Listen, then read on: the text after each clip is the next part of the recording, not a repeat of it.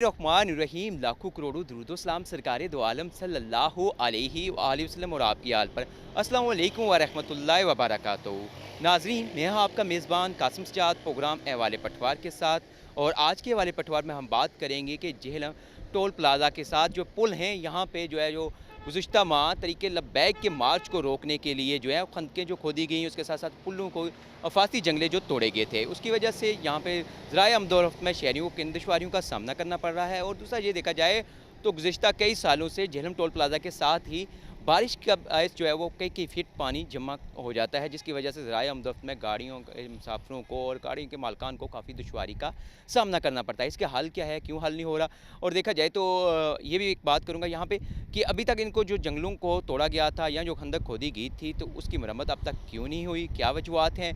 और जहाँ भी बारिश होती है तो खंदक में गाड़ियाँ दनस जाती हैं, जिसकी वजह से ट्रैफिक के घंटों तक जो है वो जीटी रोड पर ब्लॉक रहती है।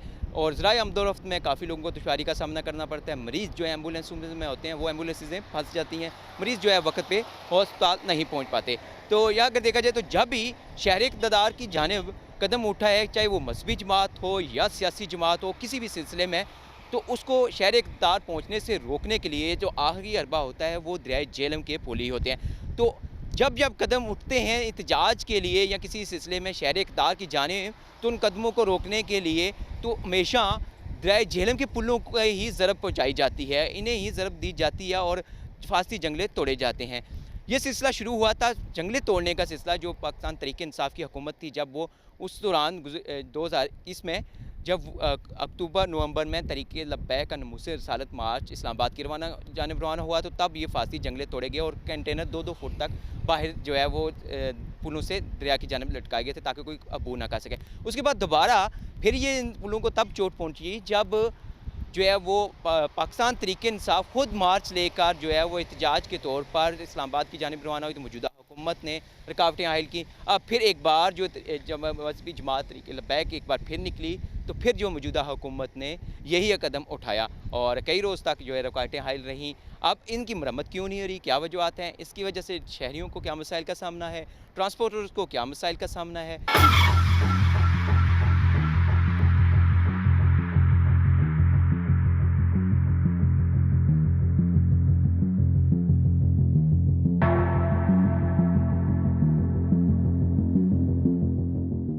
अभी तो मसला आपके सामने है सर, ठीक है। ये कह रहे हैं पानी में गाड़ी डालो, पानी में सर मैं कैसे गाड़ी डालूँ? पानी गाड़ी अगर पानी उठा लेगी तो फिर मैं क्या करूँगा?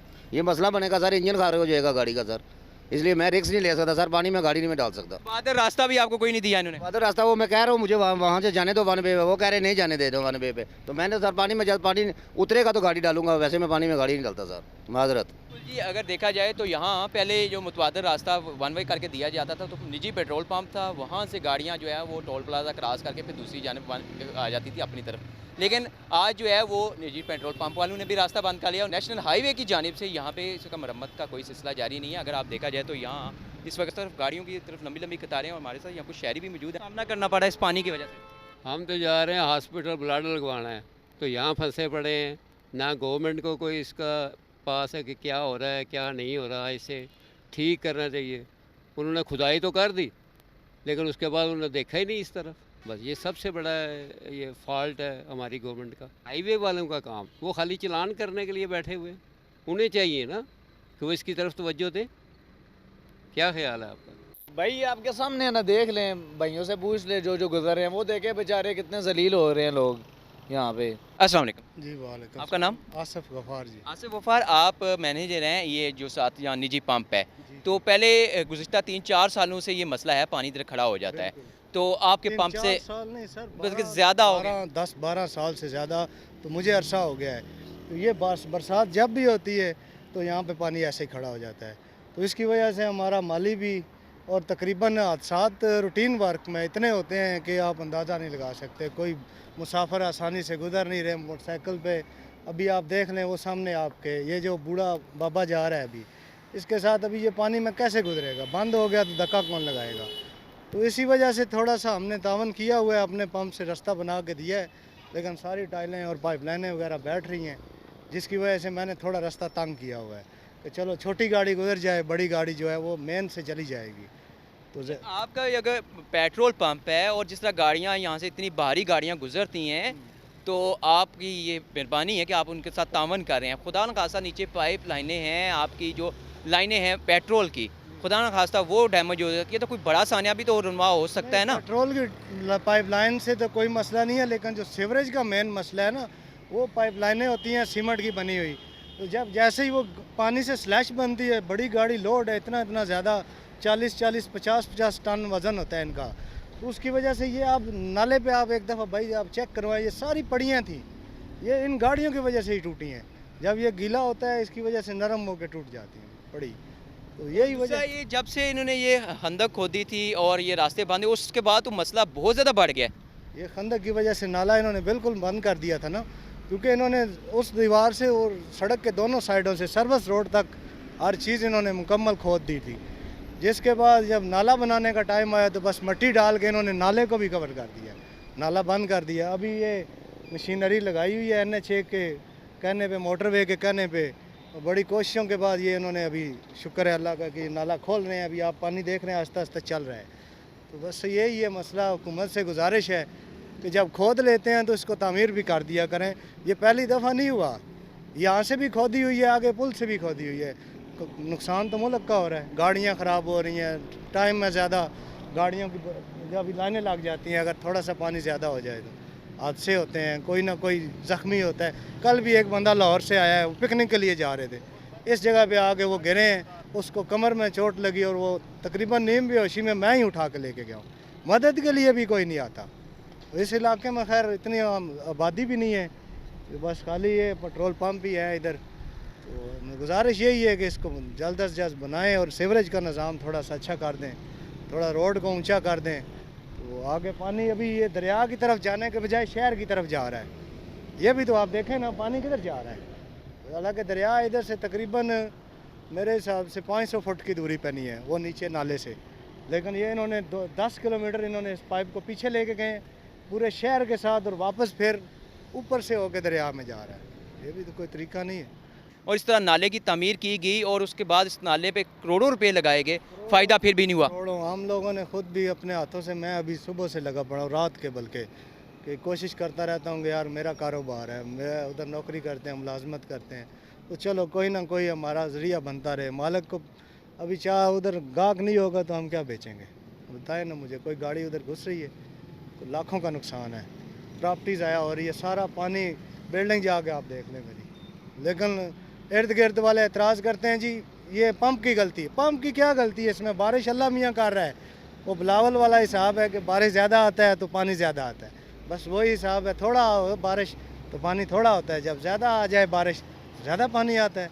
तो वो नज़र नहीं आ रहा है इनको। ये पारली साइड भी बंद है, ये नहीं कि यही साइड पे पानी है, पानी दोनों साइड पे है।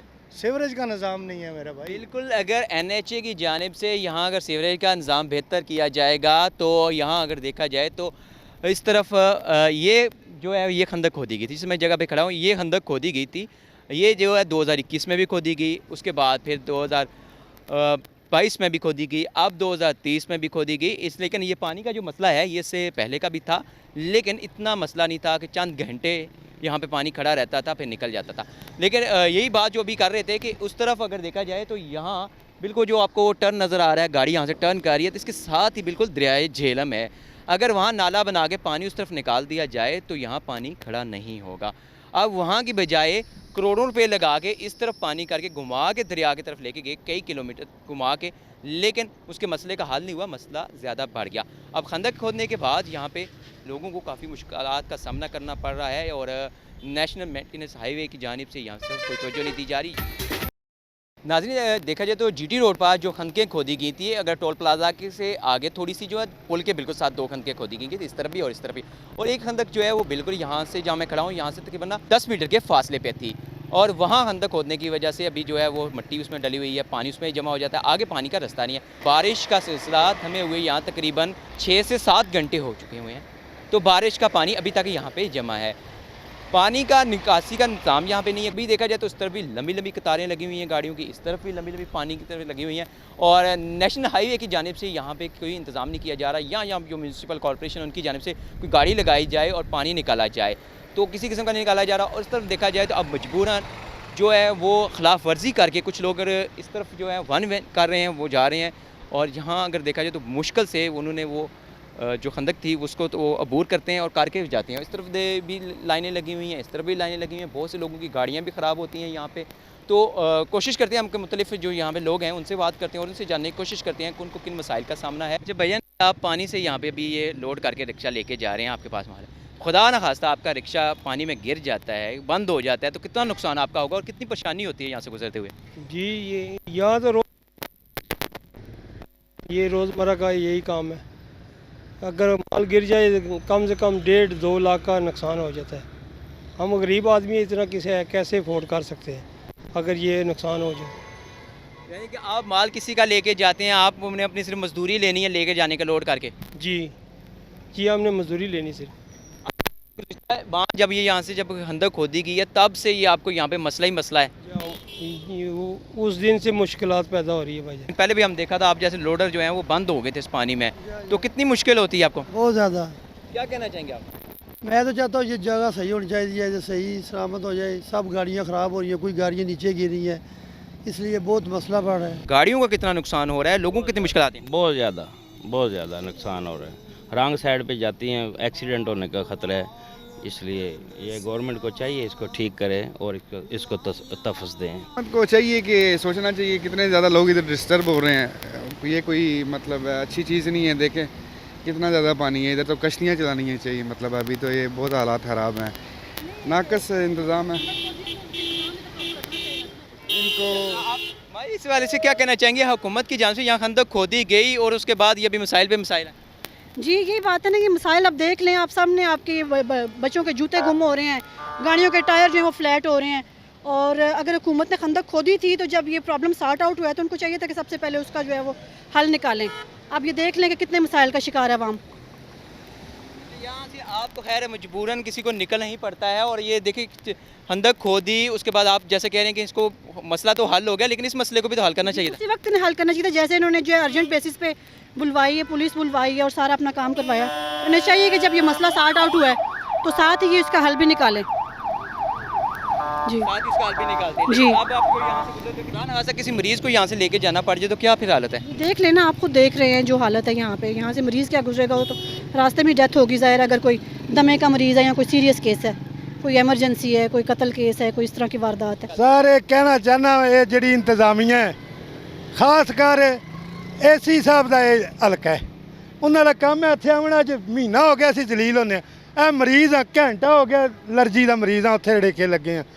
थोड़ा जिहा इंतजाम करन, नहीं कि घर टुर जान बोरी बिस्तरा चुकन, जो गरीबों के लोड पैंदा वो बचे न 5-5 लाख 10-10 लाख तनख्वाहां लैके जाके एसियां थले बैठे ने, असी जलील पे होंगे। मेहरबानी करो, एक घंटे का काम है ਜਿਹੜਾ ਤੁਸੀਂ लम्मे पै के सुते हो घर। कोई पार्टी खुदा की कसम है जदों पढ़ ली उन्हें ना ये अमान की सिफत, अमान तो बिल्ला व मलाइका ते व कुतुब व रुसली वल जो मिला हरे कदरे है शर मन अल्लाह ताला बस। जदों इन्हें मान ताज़ा कर लिया उदों पाकिस्तान जिंदाबाद। आज के हवाले पटवार में हम बात कर रहे हैं, यहाँ पे जब ये खंदक खोदी गई तो उसके बाद मिसाइल यहाँ से बढ़ते ही जा रहे हैं। तो इस वक्त हमारे साथ एक गाड़ी के जो है वो कनेक्टर मौजूद हैं। अभी ये गाड़ी रोक के यहाँ पे पानी से बड़ी मुश्किल से निकाली और रोक के अभी हमारे पास आए हैं, तो इनसे बात करते हैं और इनसे जानने की कोशिश करते हैं कि यहाँ आए रोज़ आपको किन मसाइल का सामना करना पड़ता है, गाड़ियों का कितना नुकसान होता है। जी अस्सलाम वालेकुम। ये रोज़ाना यही मामला होता है, घंटे गाड़ी बंद परेशान होती है, लेकिन बाद निकालो 2-4 हज़ार रुपया गाड़ी पे लगा के फिर जाके सही करवा गाड़ी निकालनी पड़ती है। अक्सर यूँ तो उस साइड पे मोटर वाले खड़े हैं, इस साइड पे मोटर वाले खड़े हैं, लेकिन कोई तहफ़्फ़ुज़ नहीं है। कोई चीज़ जिससे तो जुलूस निकले वो तो वहाँ से खड्डा मारा है, वो भी उसी तरह है। इसका कोई फ़ायदा नहीं हुआ, हमारा नुकसान ही नुकसान है। जब से इन्होंने खंदक खोदी तब से मिसाइल बढ़ते ही जा रहे हैं और खंदक बंद मुकम्मल मरम्मत नहीं हो सकी। नहीं अभी तक नहीं हुई, अब देख सकते हैं, सब देख। वैसे ही वो खड्डा बड़ा हुआ है, ऊपर से मिट्टी थोड़ी सी डाल दी है, पानी खड़ा है बहुत ज़्यादा। गाड़ी जब भी गुजरी 2-4 हज़ार का नुकसान होता है। हम तो मुश्किल में, बहुत ज़्यादा मुश्किल। आप भी सफ़र करते हैं तो आप क्या कहना चाहेंगे इस हवाले से? यहाँ कोई नहीं भाईजान, तो हम करते हैं, मगर ऐसा अभी ये हादसा इतना पानी रोडों के ऊपर खड़ा हुआ है, कोई किसी को पता नहीं है, कोई किसी को मतलब ध्यान नहीं है। इतना सारा पानी गुजर रहा है, हादसे भी हो सकते हैं। ये कि पानी जो है ना ये इधर से निकलना चाहिए, इसका कोई ना कोई मौजूदा हालत ज़रूर होना चाहिए। बस हम तो यही कहेंगे हुकूमत से कि जो है ना कोई इंतज़ाम करें ताकि ये गाड़ियाँ हैं, बच्चे हैं, मोटरसाइकिलों वाले खुदा हंसता गिर जाएँ, सो मसले मसाइल बांध सकते हैं। और उम्मीद करते हैं कि इस प्रोग्राम के बाद इंतज़ामिया की और अरबाब इख्तियार इस तरफ कोई नोटिस लेंगे। कई बरसों से तो यहाँ पे जिस जगह पे मैं खड़ा हूँ जीटी रोड पे पानी तो बारिश के बायस खड़ा होता है, लेकिन 1-2 रोज़ में वो ख़त्म हो जाता था। लेकिन जब से जो है यहाँ पे खंदक खोदी गई तो इस खंदक की वजह से यहाँ पानी का जो है वो बारिश एक रोज़ होती है तो कई रोज़ तक यहाँ पे खड़ा रहता है बारिश का पानी।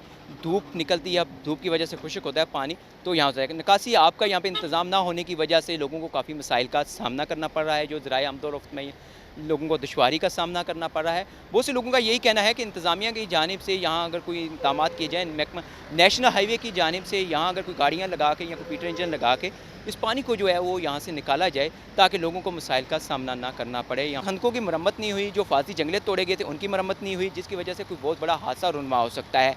अगर इस खंदकों की मरम्मत हो जाती है तो ये यहाँ पे जो बारिश का पानी जमा है ये नहीं होगा और ना ही लोगों को यहाँ मसाइल का सामना करना पड़ेगा। लोगों का ये कहना है कि नेशनल हाईवे की तरफ तवज्जो नहीं दे रहा और नेशनल हाईवे के ये कहना है कि ये जो है सूबाई हुकूमत की जानिब से ये तोड़ फोड़ की थी, अब वही मरम्मत करें। नाज़रीन, इस वक्त हम जीटी रोड पर मौजूद हैं झेलम और सराय आलमगीर के बिल्कुल मोबाइन जो खंदक खोदी गई थी झेलम टोल प्लाजा के करीब जो है, जहाँ देखा जाए तो खंदकें जो हैं वो दोनों जीटी रोड के दोनों तरफ खोदी गई थी। जो एक तो पुल के बिल्कुल साथ जो है, पुल से तकरीबन 4 से 5 फुट की 10 फुट की दूरी पर, और दूसरी जो है वो तकरीबन 300-400 मीटर की दूरी पर। तो इस वक्त यहाँ पे देखा जाए तो गाड़ियों की वर्कशॉप हैं, दुकानें हैं, निजी पंप हैं और इस तरह की कुछ मार्केट्स हैं, आबादी तो नहीं है यहाँ पे, लेकिन ये लोग भी मुतासर हो रहे हैं। तो इस वक्त हमारे साथ एक दुकानदार मौजूद है, हम इनसे बात करते हैं और इनसे भी जानने की कोशिश करते हैं इसकी वजह से इनको किन मसाइल का सामना हो रहा है। अस्सलाम वालेकुम। वालेकुम सलाम जी, ये मेरी दुकान है इधर जिधर खंदकें ने खोदी हैं इसके बिल्कुल सामने।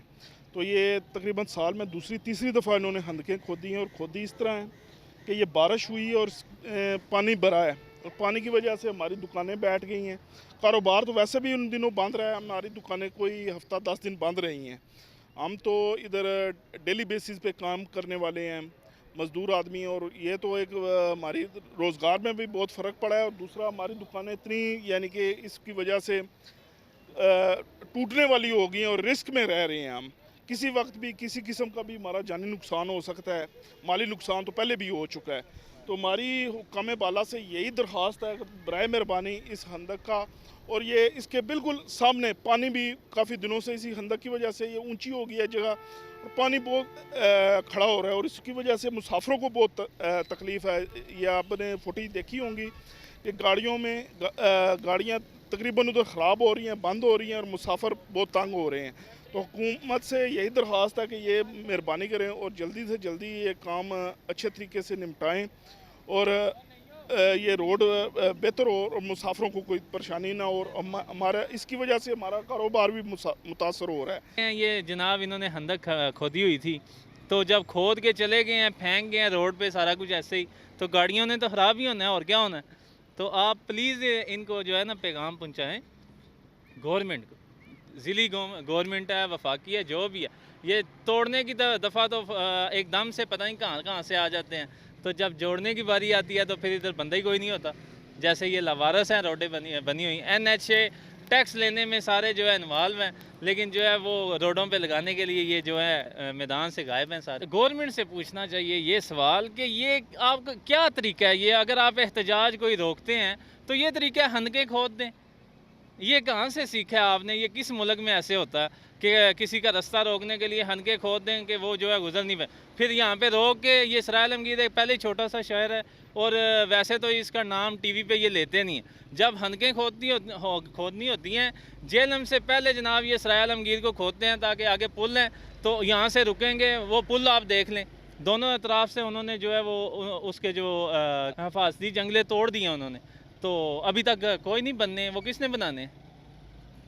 कोई भी जो है जानलेवा हादसा हो सकता है, 100 मामलात हैं, पुल है, साइडों पे जंगले ही नहीं है हिफाजती, बस रोड है दरमियान में।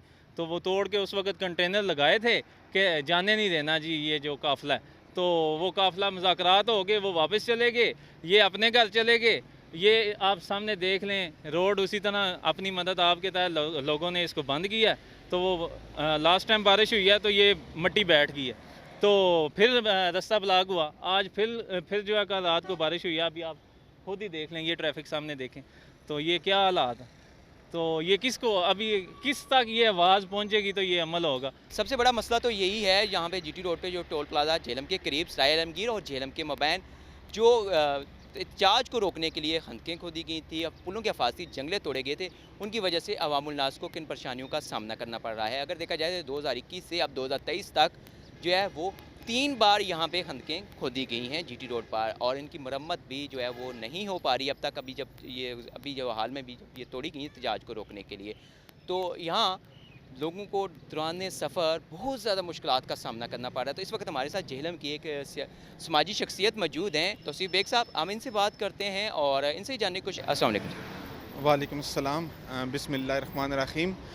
एक तो यहाँ आपका मैं मशकूर हूँ कि एक सदका जारिया के काम के लिए हम इकट्ठे हुए हैं। हमारा बेसिकली काम रोड सेफ्टी का है कि हम उस मुल्क में रह रहे हैं जहाँ 60-70 हज़ार लोग हर साल इंतहाई कीमती सड़कों पे चले जाते हैं, और इसमें जो है इंतहाई तकलीफ़ दे अमर है कि ये जीटी रोड मेन एक तारीख़ी शाहरा जिसके साथ सुतेलों जैसा सलूक किया जा रहा है, और सबसे ज़्यादा ट्रैफिक गुजरी, कम अज़ कम 60-70 हज़ार गाड़ी यहाँ से गुज़रती है रोज़ाना, और लाखों अफराद गुज़रते हैं। और आपने यहाँ कंडीशन देखी है कि मखलूक अल्लाह किस परेशानी में है, और हम तो उस मज़हब को मानने वाले हैं कि जहाँ से रास्ते से पत्थर और कांटा हटाना भी सदका जारिया है। यहाँ लोग इस कदर मुश्किल में और परेशानी में हैं, और किसी को कोई ख्याल नहीं आ रहा, कोई इंसानी हमदर्दी के तहत, कोई अपने फ़राइज़ मनसबी के तहत महकमों के पास जाते हैं। कोलैबोरेशन ही उस तरह नहीं है, न सूबाई महकमे की आपस में, न वफाकी महकमे की आपस में, कि जिस तरह उनकी होनी चाहिए। वफाकी महकमे से पूछें तो वो कहते हैं जी जो है लोकल गवर्नमेंट ने हमसे पूछा नहीं है और ये खंदकें खोद दी हैं, और हमारा एक प्रोसेस है, हमारे पास बजट नहीं है। अब लोकल गवर्नमेंट के पास जाएं तो उनके पास वो वसाइल नहीं है, तो इनके पास कोलैबोरेशन बेसिकली होना चाहिए, जिस तालमेल की वजह से, ताकि ये जो मसला और ये परेशानी और मखलूक अल्लाह परेशानी में इस कदर आजमाइश में ये गुज़र रहे हैं लोग, और खुदा न खास्ता हादसात आप देख लें कि गाड़ियाँ गलत रुख इख्तियार कर ली हैं, अचानक स्पीड से आती हैं, पीछे वो है, और रोज़ के ये खंदक बैठ जाती है, और पूरे झेलम शहर पे प्रेशर आया होता है, और वो शहर के अंदर से सड़क गुजर रही होती है। तो मेरी तो यही अरबाब इख्तियार से है कि अगर फ़राइज़ मनसबी नहीं तो खुदारा इंसानी हमदर्दी के तहत इस मसले को हल करें। और ये पानी का जो मसला इतने अरसे से, अभी तो बारिश कल हुई है या सुबह हुई है तो पानी थोड़ा कम हो गया, लेकिन यहाँ जो पानी की कंडीशन थी, यहाँ से बड़ा ट्रक और बड़ी गाड़ी नहीं थी गुजर सकती। और ये जीटी रोड है, कोई आम साइड की रोड नहीं है, ये जीटी रोड है, इसका ख्याल क्यों नहीं आता। और दिफाई लिहाज से भी ये इंतहाई अहमियत की हामिल है। यहाँ मैं देख रहा था आर्म्ड फोर्सेस की गाड़ियाँ भी गुजर रही हैं। खुदा न खास्ता हंगामी हालात में अगर आपको ज़रूरत पड़ जाती है जीटी रोड को, और रोड सेफ्टी में जो है 70% रोड क्लियरेंस का हाथ होता है। अगर रोड क्लियरेंस नहीं है तो आपकी रोड सेफ्टी नहीं है। तो जब इतना बड़ा हाथ है तो कम अज़ कम मुतलका महकमों से मेरी गुजारिश है कि 70% रोड क्लियरेंस है, इनको ठीक करें। खुदा न खास्ता कहीं भी गड़े पूरे आप सुहावा चल जाएँ, ब्लैक स्पॉट हैं, एक्सीडेंट्स होते हैं, कीमती जानें चली जाती हैं। तो आपकी तवस्सुत से इस मसले को भी हाईलाइट किया जा रहा है। और जो दूसरा मसला कीमती इंसानी जानों का रोड क्लियरेंस ना होने की वजह से है, तो वो भी मेरी गुजारिश है कि उसको भी जल्द से जल्द हल किया जाए। बिल्कुल जी, देखा जाए अगर फ़राइज़ मनसबी आप अदा नहीं कर सकते तो कम से कम आप जो है उस सड़क की मरम्मत ही करें। और अगर यहाँ देखा जाए तो खंदकें जो हैं वो खोदने के लिए अगर यहाँ पहुँच चुकी थी मशीनरी, हैवी मशीनरी भी आई, यहाँ तमाम महकमे उस वक़्त हरकत में आए। अब ये कहा जाता है महकमों की जानिब से कि जी फ़लाँ महकमे को हमने ख़त लिख दिया है।